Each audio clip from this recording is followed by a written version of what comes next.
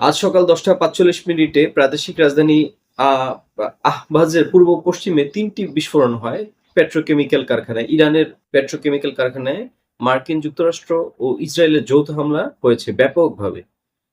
তারা চাচ্ছে হয়তো পেট্রোকেমিক্যালের কারখানা ধ্বংস করে পেট্রোকেমিক্যাল জাতীয় পণ্যগুলোকে ইরান থেকে রপ্তানির যে চেষ্টা বা পেট্রোকেমিক্যাল জিনিসপত্রের কারণে কিন্তু ওষুধ শিল্প, অন্যান্য শিল্প আ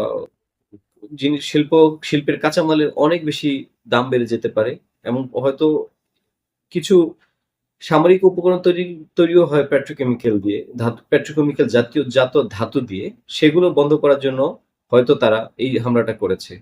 তবে ব্যাপকভাবে 10:45 তারা হামলা চালিয়েছে। ইরানি ইরানি হামলায় ভূপাতিত জেট 15 যুদ্ধবিমান ধ্বংসের পরেও তাদের এই হামলা আসলে বোঝাচ্ছে যে ইসরায়েল ও মার্কিন-ইসরায়েল জোট এখনো যুদ্ধ বন্ধ করার ব্যাপারে তেমন একটা কোনো চিন্তা করছে না। হয়তো তারা যুদ্ধটাকে আরো প্রলং করার চেষ্টা করছে। ধন্যবাদ।